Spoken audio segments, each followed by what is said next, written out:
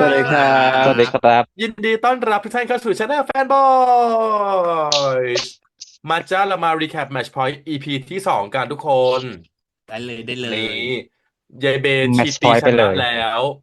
ขออะไรได้ใช่อย่างหนึ่งเหมือนเราเลยเราจะขออะไรอย่างหนึ่งรู้ไหมขอ รู้ เชิญค่ะ ขอขึ้น QR เหรอขอขึ้น QR สักนิดนึงขออนุญาตนะคะขอบคุณสำหรับการสนับสนุนพวกเราให้ไปแข่งวิมเบิลดัลฮะโอ้โหโอ้โหเจ๊คะทุกงั้นวันนี้ยังไม่ขยับตัวเลยค่ะ เอาใหม่งั้นเป็น French Open ก็ได้ต่างกันไหมนี่ คะ ต่างกับขอดดินกับขอดหญ้า ขยับตัวอย่างที่ป้าบอกก่อนค่ะ เจ๊ขเอายับจานตัวก่อน ไม่ป้าต้องบอกว่าเอาจานข้าวเก็บเดี๋ยวนี้ค่ะ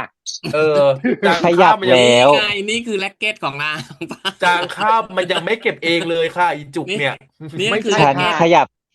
ขยับมาฉันตักขยับใส่ปามือและกค่ะขยับปากใช่เออฉันขยับแล้เห็นไหมว คุณขยับขยับหรืปากอยังวันชัยน้อง นี้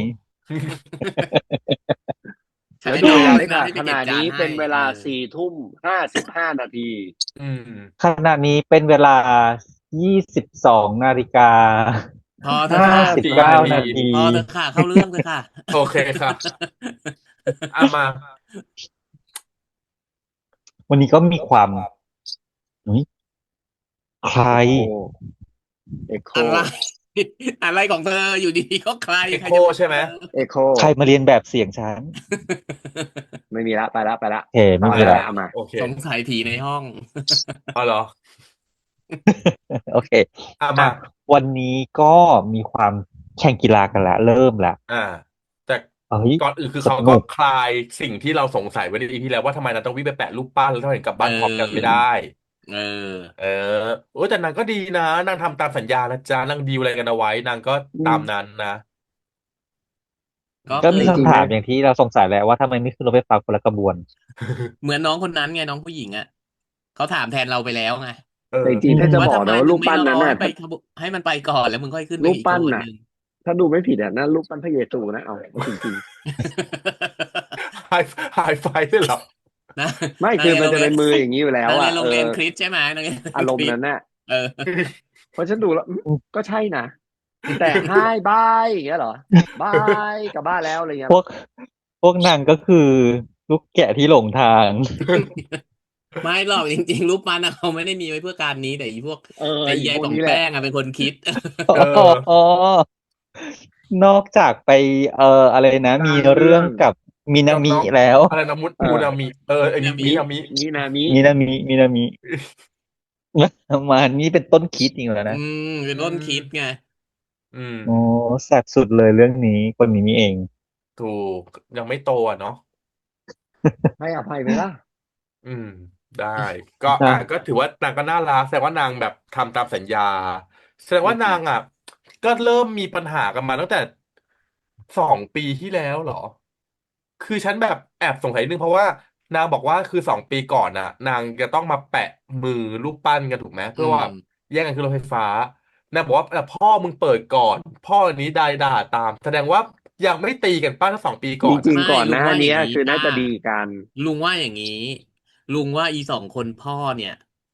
ตีกันเองก็เหมือนอีเอรุ่นลูกนี่แหละอแต่พอไปมีเรื่องปุ๊บอ้าวมึงมาทะเลาะกับเพื่อนกูเหรออ่จอะไรริงๆรักอย่างนี้กันแหละเออเอาจจริงๆก็ริงคือเพื่อนรักตีกันน่ะ กันๆอืมแต่แบบแต่ก็ว่าแค่อาจจะมีอะไรหมั่นสักอย่างไส้ที่ทำให้กวนตีไม่พอใจนกันน่ะกวนตีนกันไปกวนตีนกันมาลุงว่าน่าจะเป็นประมาณเดียวกันกับไอ้รุ่นลูกนี่แหละอืมแล้วก็ลาก็คือมแค่นั้นแหละคนขับรถตู้ตีกับนี่อาจจะก่อนตีกับอีกคนก็อาจจะตีกับพ่อฝั่งนี้อีกพ่อฝั่งนี้มาเห็นไงช่เออวยเข้ามาช่วยใช่ก็เข้าไปกูก็ต้องตีช่วยแต่ช่วยแต่จริงๆแล้วคือถ้าไม่ใช่ตีกับรถตู้ก็คือตีกันเองเออโอ้ยามศึกเรารบเออเยามออสงบเราตีกันเองตีกันเออย่างนี้ งอ๋เหมือนแถวนี้เลยเนาะ ลุงเลยมองว่ามันน่าจะเป็นประมาณอย่างนั้นอืประมาณนั้นแหละมากกว่าลุงว่าคือใครก็ได้เขาเรียกอะไรนะใครก็ได้มาตีกับไอ้พวกนี้กูจะไปช่วยอะไรออ่ย่างเงี้ยอืมาคือห้ามทำเพื่อนกูด่าเออได้คนเดียวเพื่อนกูเนี่ยกูทำได้คนเดียวอะไรกูด่ามันได้เพราะว่าคนเดียวอะไรอย่างเงี้ยคือนางไม่ได้เกลียดกันหนักนะดูจากเอความสัมพันอธ์นะคือนางแค่ขิงไปขิงมาเพราะว่าถ้าเกลียดกันหนักมันไม่ให้เข้าบ้านหรอกมันต้องถูกอันนี้คือตอนแรมันเดินกตอนที่เราไปเดินดูเทรลเลอร์อะเนาะเราเข้าใจว่ามันต้องตีกันแบบว่าร้ายแรอืมงอ่ะ ต้องมองหอันน้ายังเดินกันไม่ได้ไปมาหาสวนนะเดินไปขิงกันไปเออเดินไปขิงกันมา แค่เดินหรือไม่ก็อาจจะทะเลาะกันเรื่องขิงกันก็ได้นะลุงว่า ขิงกันไปขิงกันมาจนกลายเป็นแบบว่ามันแข่งกันไปกันจริงโดยปริยายอะไรอย่างเงี้ยอืมก็เป็นไปได้อาจจะเริ่มต้นตั้งแต่ลูกคนโตอะไรอย่างนี้หรือเปล่าอืมส่วนตัวฉันเดาว่าน่าจะเกี่ยวกับเทนนิสที่มันทำให้ตัวของเบย์เลิกเล่นเทนนิสไปเมื่อแต่ก่อนอะไรอย่างนี้10 ปีที่แล้วเพราะนางบอกนางไม่ได้เล่นมา10 ปีแล้วถูกไหมอืมยังอืไงเลยมทำให้เป็นหมายถึงว่าพ่อเลยตีกันน่ะเหรอเออก็เลยหมางไม่น่ากันตั้งแต่เพราะมันแค่นั้นมา2 ปีไม่2 ปีนี่คือตั้งตอนที่ตูพ่อไปไฮทัชไม่เข้าใจไงแต่แต่ว่าเมื่อว่าเพียงแต่สิบปีที่ว่าคือถ้าแล้วเรายังไม่รู้ว่าเกิดอะไรขึ้นดูด้วยเนเจอร์มันอาจจะไม่ขนาดนั้นคือจริงๆมันไม่ได้ตีกันระยะเวลานานเป็น10 ปีหรอกถ้าดูด้วยอารมณ์แล้วว่ามันแค่อย่างเก่งก็พีเรียดหนึ่งแล้วเสร็จแล้วพอเวลาขึ้นแล้วมันเหมือนกับถอยไม่ได้อ่ะ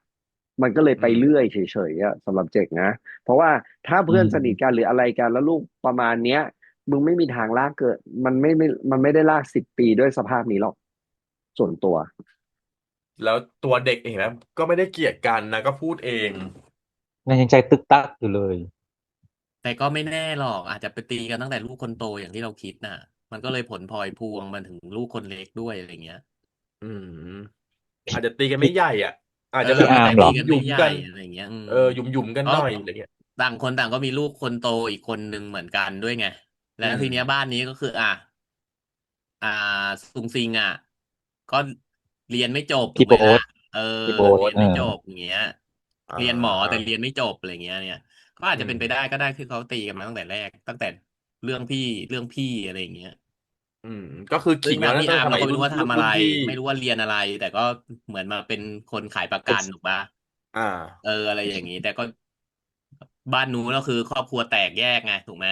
อืมอืมบ้านนี้ก็คืออยู่กันครบอะไรอย่างเงี้ย อืมอืมมันก็มีนิดๆหน่อยมันๆในอาจแต่ละปมจะเฉลยมาทีละอีพีแหละลุงว่าถ้างั้นพอมันเริ่ม EP สใช่องมันเริ่มใช่เฉลยเรื่องนี้มาเดี๋ยวสัก EP 3มันก็อาจจะมีเฉลยอีกเรื่องหนึ่งมาต่อเออย่างนี้อ ก็จริงแต่อาจจะวันเนี้ยสิ่งที่ป้าชอบเลยนะคือส่วนตัวเป็นคนที่ไม่รู้เรื่องเทนนิสเลย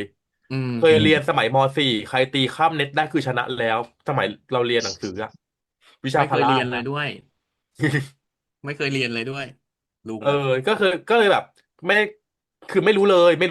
ส่วนตัวไม่รู้เลยแต่ว่าขนาดคนที่ไม่รู้เรื่องนะดูยังมันเลยอะอืมมันลุ้นไงมันลุ้นเออแสดงว่าซีรีส์ทำดีนะคือรู้ใช่แค่ว่าแข่งเกมหนึ่งมันนานมากแค่นั้นแหละเทนนิสคือคนที่เขาไม่ถึกไม่อึดเนี่ยคือเล่นไม่ได้เขาแข่งกันกี่ลูกอะเกมหนึ่งโอ้โหคือเขานับเป็นแต้มนับเป็นเซตแล้วก็นับเป็นเกมอืนับแต้มมก่อนก็คือ15 30 40แล้วใครเกิน40มาก่อนน่ะนำสองเขาเรียกอะไรอ่ะสองนขยักเหรอำสองสองขยักเงี้ยอ่ก็ได้าเป็นหนึ่งเป็นหนึ่งหนึ่งเกมเป็นหนึ่งเซตหนึ่งแล้วในเซตเซตหนึ่อ๋องอ่ะก็ต้องห่างกัน2 อันอีกเช่น6-4อะไรอย่างเงี้ยห่างกัน2 อันเป็นหกอ๋อสี่อะไรเงี้ยก็จะได้เป็นหนึ่งเกมหนึ่งเกมอืแล้วก็ต้องมแล้วก็แข่งใครชนะ2 ใน 32 ใน 3โอ้ตายห่าก็นั่นแหละมันถึงตีแต่คิดเป็นที่มาว่าดูแล้วถ้ามัน3 ชั่วโมงดิวไปเรื่อยๆอ่ะก็เมื่อกี้ที่เราดูว่านานเพราะว่ามันเล่นกัน30 40โอ้ทุกเกมไงใช่เพตีราะว่าถ้ามันกันมาเป็นสามสี่สิบ40ตีคู่กันมาเรื่อยเพราะว่าถ้าได้คะแนน40เท่ากัน2 ฝั่งเนี่ยมันก็ดิวไปก็จะดิวเรื่อยพออืดิวใครมก็ต้องนำ2 ครั้งก่อนถึงจะชนะอะอืไรอย่างนี้มันก็เลยๆตียิ่งนานถูกไหมเขาเรียกว่าเตีกันตายออคาคอร์ดเออถูกโอ้โหเหนื่อยตายเลยอ่ะถูกมันถึงบอก็กไงว่าใช่เพราะว่าแต่ว่าที่มาคือทำไมเบย์ถึงบอกว่าสุดท้ายแล้วชนะไม่ได้เพราะ endurance สูงไงอืมอืมแล้วคือเอซันอเจ็บด้วยนะคนเจ็บพอเอล้าอปุ๊บคนเจ็บก็ไม่ไหวอ่ะโอ้แล้วถ้าเจ็บแล้วแข่งได้ขนาดนั้นคือเจ็บถึงขนาดแบบว่าพ่อแตะแล้วแบบเจ็บอืขนาดมนั้นเนี่ยเราไม่แข่งได้แต่อันนี้เขายานก็พูดถูกนะ3 ชั่วโมงไม่คือใช่หรอกเราก็ต้องบสุดเลยนะอกว่าอันเนี้ยไม่ควรทอืมอืมำแล้วถ้าพิการขึ้นมาทำไงใช่คือแล้วตัวเอ็เองอ่ะ นขาดขึ้นมานี่คือจบเลยนะเป็นชีวิตเอนักกีฬาอทีมชาติชาติด้วยอืเออเออ ที่ต้องไปเก็บตัวเข้าค่ายแล้วเกิดเป็นอะไรเวลาขึ้นมา6 เดือนสมมุไม่ได้ติ1 เทอมอ่ะแน่เทอมหนึ่งก็ประมาณเท่าไหร่วะ3 เดือน4 เดือนปะ สามเทอมหนึ่ง สี่เดือนเอง แล้วร่าง เอ กาย อ เรา แล้ แล้ว ว ถ้า มัน เกิด เจ็บแล้วมันยาว มันหายไม่ทันขึ้นมาแล้วยังต้องใช้แขนใช้ไหล่นะ ก็เตรียมตัวเถอะไอ้นี่ก็จะไม่ได้ไปเข้าค่ายด้วยซ้ำไป จริง ๆ เจ็บไม่เยอะหรอกเจ็บเยอะตอนที่พ่อมาตบเพราะพ่อตบเสียงแน่นมาก โอ้เอ พ่อทั้งบี แล้ว บพ่อทั้งตบเนาะ แล้วพ่อก็ช่างจับเนี่ยนะ เออ ป๋า พ่อพูดดีๆก็ได้ ป๋าเบามือหน่อย คือแบบ ไม่มันได้ feeling มันได้ feeling ป้าก็ถามแล้วไงว่าเข้าใจความเจ็บปวดไหม ได้แต่ยินยอมรับความเจ็บปวดใช่ไหม เราดูแล้วก็เจ็บแทนเลยอ่ะ เออเอ็นดู โอ้แล้ว อ่ะ ถ้าเราเวลาเขาเขาเรียกนะทำแผลเหรออะไรวะ ติด ติด โอ้โห ติด ติดแบบ สติกเกอ ติด ร์ น่ากลัวมากเลยเนาะ ติด ไม่อันนั้นคือติด แก้ เท ปว ป ดไง แบบช่วยดึงไอ้นี่ไง ช่วยบล็อกไอ้กล้ามเนื้อที่ กล้ามเนื้อใช่ไหม อ๋อ เออ โอ้โห อ๋อเหรอไม่ อ ใช่ ย่า ไม่ ผู้ใหญ่ ไม่ ผู้ใหญ่ในช่องเราแปะบ่อยเห็นหรือเปล่าล่ะ ไม่ใช่แผ่นแปะแก้ปวดเหรอ ไม่ใช่ ผู้สูงอายุ แผ่นบล็ ผู้ อก สูงอายุติดบ่อยถ้าเห็น กล้ นะ มเนื้ออะไร ก็จะติดที่ ผู้สูงอายุชอบติดตรงเนี้ย ติดทำไมอ่ะ ใน พี่ เขา ป ช อ อบเขา ไม่ ติด รู้ แรง ทาง ไง ไม่รู้นาง พี่ปอ ติดทำไม เขาก็มีแร็ก ติด เก็ต ให้ เห ค มือน นกั ทั น ก แต่ นั้น เขา น่ะ เขาเป็นไม้ติดอะไรนะ ปฏิ ไม้ แบ แบบ บ ไม่แด เอ ด อ แล้วเสร็จแล้วก็มาเนี่ยแล้วมีรอยแปะ แล้ว ไป ก็ แล้วก็ คือ โอย อายุอานาม โอย ปูน ยึ นั้ ด นแล้วไงกระดูก เอ มันก็ อ เสื่อมแคลเซียมแล้วไงป้า เออ อัน เอ นั้น อ พี่ปอไงวัยไม้ใกล้ แต่นี่คือ ว้า ยังเด็กอยู่เลย หมายถึงว่าไม้พี่ปอน่ะใกล้ต้องไปขึ้นเอ็นใหม่ อ๋อ อ๋อ ไม่อยู่ ไม่ ก็อ รู้ ย่าง ให้ นี้แห ใคร ละ ไปขึ้นเอ็นเนาะ อุ้ย อืมเขาก็เป็นห่วงกันไงเห็นไหมสองคนเนี่ย แต่ว่าคือฉันเห็นไอ้เนี่ยไอ้ที่อะไรนะด้ามอ่ะโอ้โหด้ามเน่ามาก ด้ามดำอ่ะ อ๋อดีนะ ก็ ถือ คือ ว่าพร้อ ทำ ม ให้ พ เห็น ร้อม ว่า ใน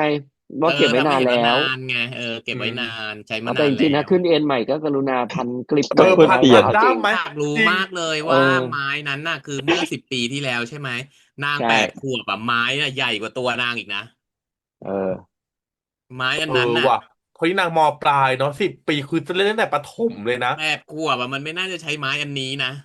ต้องเป็น อ้าว ไม้เด็ เขา ก มีหลายไซส์เหรอ มี มัน ไม้ ต้องมี เด็ก ไม้สำหรับเด็กสิคุณ มี จะไปเอา ไม้เทนนิสเด็ก เด็กมันจะวิ่งยังไงล่ะไม้อันเท่านี้ อ๋อเหรา ไม่ มีไม้ นึก เด็ก ว่า เหร แบ อ บ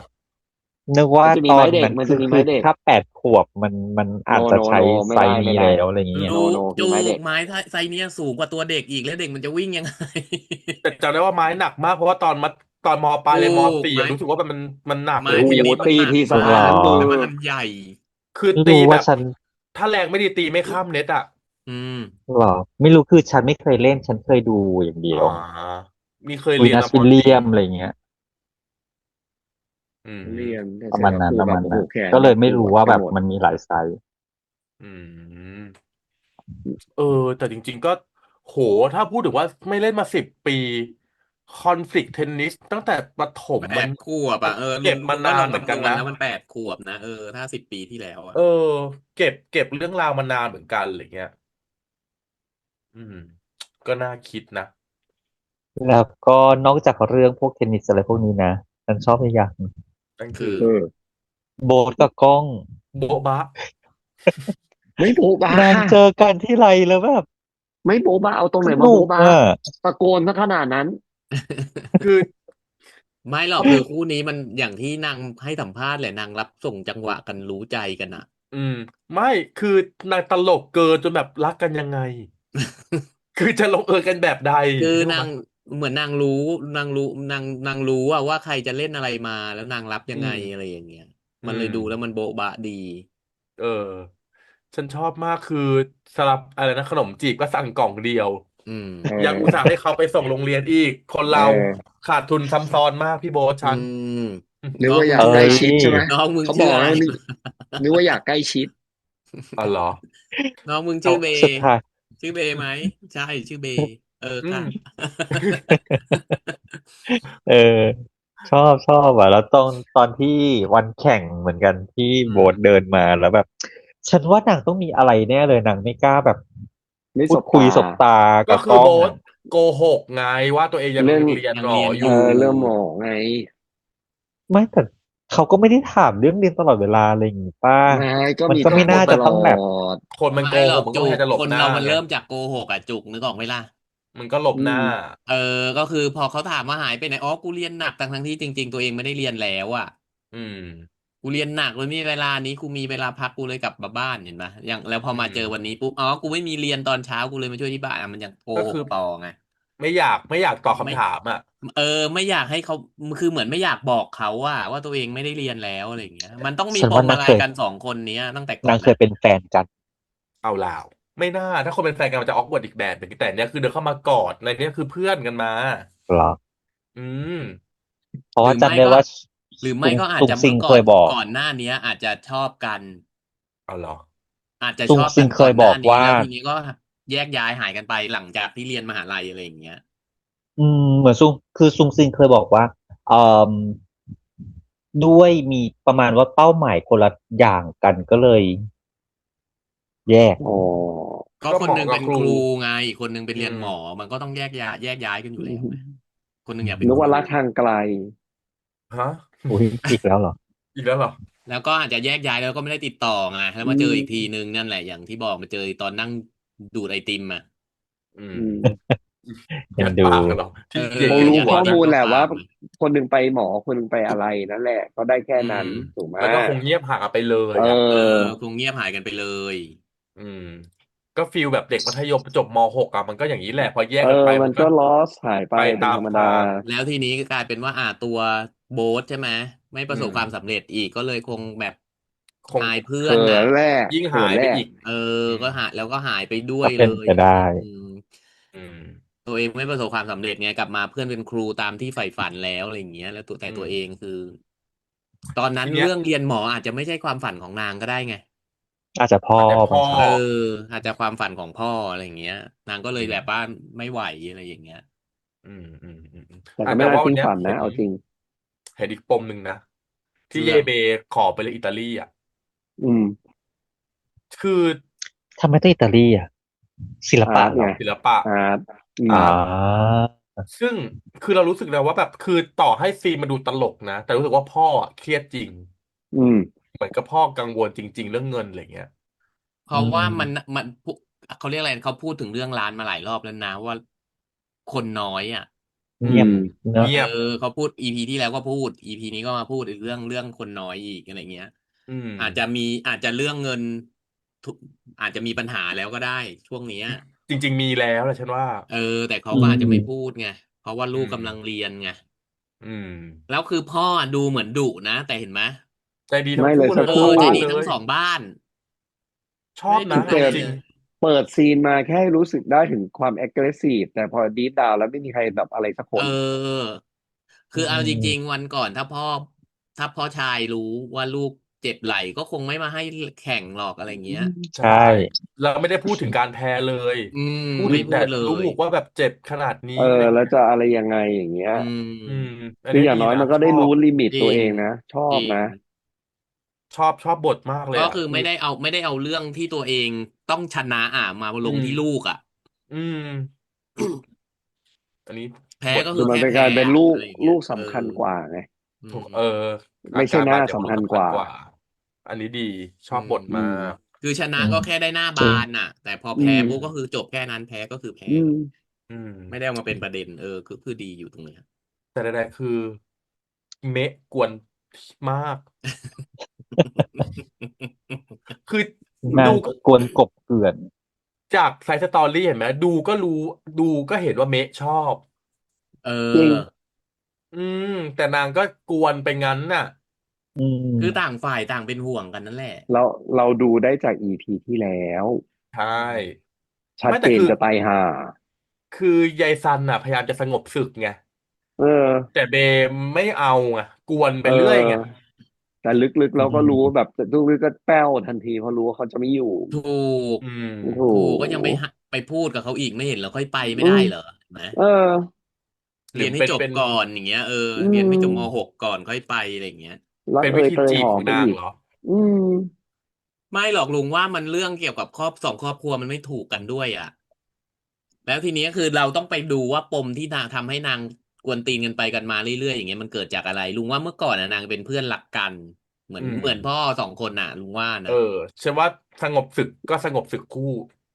อืม ตีก็ตีแต่พ่อนั่นแหละคงไม่มีปมหาอะไรมากหนาเอหรอกเอาไม่จริงได้มีปมใหอืญ่โตมอะไรหรอกคอยดูไม่ใหญ่ สิพอเฉลคือยมาสุดท้ายมาคือก็เพราะพ่อนั่นแหละคือเผลอๆมันคือปมอาจจะแบบเรื่องขี้ประเออติ๋วแต่พอแบพี่บป้าถูติ๋วอากจจะไปพูดแล้วไม่เข้าหูกันนิดหน่อยแล้วทีนี้ก็เตีมาตลอดอออะไรอย่างเงี้ยแล้วก็ไม่แล้วพ่อไม่ได้เราต้องบอกเกลียดกันว่าเราเห็นนะเอาจริงๆคือทั้งหมดอะมันจะเสี้ยมจากพ่อไม่ได้กับใครอืมอืถูกใช่ปะล่ะลูกก็เฉยๆแต่อืพ่อเนี่ยอะไรหน่มอยก็ไม่ได้อืมแล้แก่แล้ววลูกมีปัญหาติดบุคลิกพ่อมาทั้งคู่เลยนะ เอเอออเหมือนเหมืเลยนะอนเลยอ่ะคือก๊อปอืกันมาเลยอ่ะมพ่อลูกอ่ะทั้งสองก็เกรดเอบ้านเลย มาเลยเออ พ่อกวนกับพ่อจริงจังอ่ะเหมือือนเลยเหมืมอนเปียบอืมก็ดีแล้วพอเป็นซีรีส์กีฬาแล้วพอซีรีส์กีฬาทำถึงมีอืมปมที่มันแบบไม่ได้หนักมากที่เห็นนะไม่ได้หนักมากในะวันเนี้ยมันก็แบบดูง่ายดีอืมอืมเพลินเอคืออเขามีกีฬามาเกี่ยวเฉยๆแหละเนาะแต่คือเราก็เข้าใจแหละว่านักน้องๆอ่ะก็มันนางไม่ได้เล่นเป็นแบบชำนาญอะไรใช่ขนาดนั้นน่ะใช่ใช่แต่น้องนางบอกแล้วว่าไม่เคยเล่นกันมาก่อนไงนางซ้อมแต่พอตัด เป็นปีนะกว่าจะเออมาเล่นพอตับนนี้ดต่อได้อ่ะแล้วมันได้อืมไงอะไรอย่างเงี้ยอืมตัดต่อแล้วมันยังได้คืออ่ะถ้าเราสังเกตกันชัดๆบางทีท่าแนวลูก วิ่งท่าเสิร์ฟเลยมันยังดูออกแหละว่าเอ้ยมันไม่ได้เก่งขนาดมืออาชีเพเขานะอออะไรอย่างเงี้ยแล้วแล้วแนวลูกแต่ไม่ได้คอน เออแนวลูกมันไม่ได้เป็นตามที่ซีรีส์สื่อมาถ้าคเอวามเป็นจริงออ่ะอะไรเงี้ยแต่แต่คืออ่ะแต่มัมันเป็นนโอเคมันสนุกมันตัดต่อแล้วมันก็เข้าใจได้อ่ะคืออะไรถ้าตีในจังหวะรับส่งเสิอืมร์ฟหยอดเอมีความอมีอืมความใดๆที่ไม่ได้ปล่อยให้หลุดอือ่ามเออก็ถือว่าดีแล้วก็ทำให้เรามีอารมณ์ร่วมกับเกมได้อันเนี้ยดีโอ้นอนแล้วก็มีเส้นเรื่องให้ติดตามว่ายายป่องแป้งอะไรอีกอะไรเงี้ยอืม คนดีสักเรื่องไหมป่องแป้ง อ่ะไม่ได้อ่ะดูแววแล้ว ไปสร้างเรื่องไว้แล้วตัวเองก็ไม่เจ็บด้วยนะอืเรื่องเนี้ย เอเออถูอ ทำคนกคนอื่นเขาเจ็บแล้วอีอื่นเจ็บนักเลงนั้นคืออะไรก่อนอีนักเลง3 คนนั้นตีคนนี้ทำไม ตีเสร็จปุ๊บแล้ววาร์ปเลย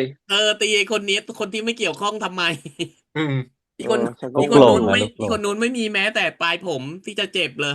เอแล้วคืออแหมพอไปช่วยพอ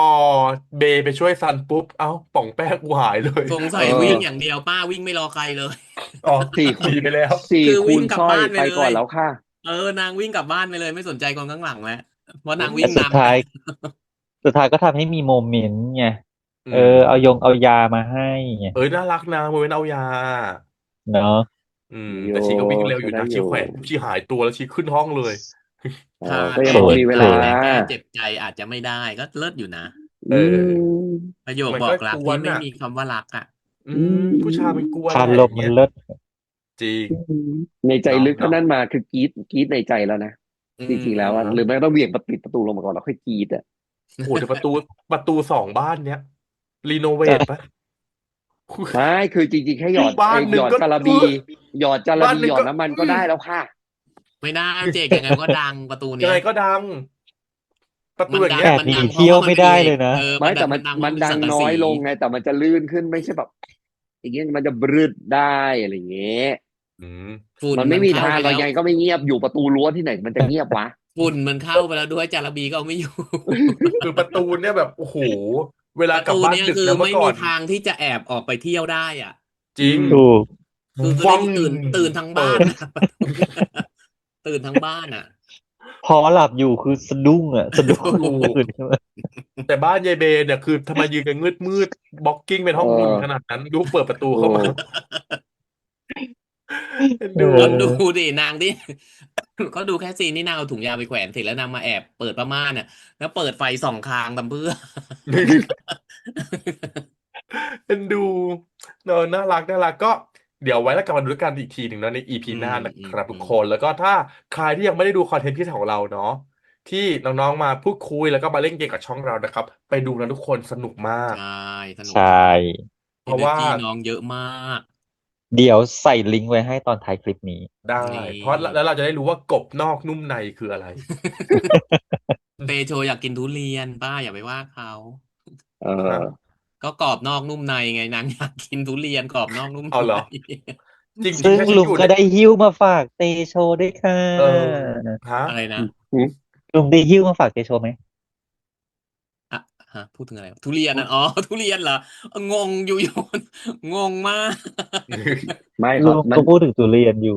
ไม่อีจุกพยายามชงเข้าตัวเองไม่มีอะไรหรอกอ๋อ ถูก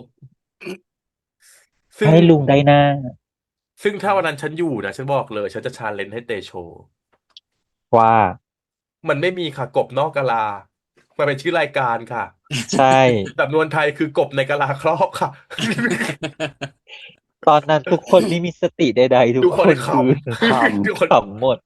กบนอกนุ่มในอยู่ เอ็นดูก็ไปติดตามของทุกคนไปดูกันนะสนุกมากใช่ทุกวันนี้เจนโชยังเป็นมีมอยู่จนถึงทุกวันนี้ถูกบถูกนอกนุ่มใน ต้องจ้ะ ถูก